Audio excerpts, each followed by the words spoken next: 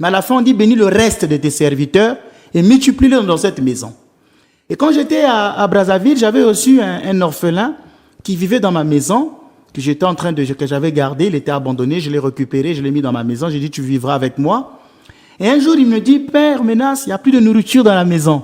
Et je lui dis, c'est pas possible qu'il n'y ait pas de nourriture. Dans cette maison, la nourriture ne peut jamais manquer.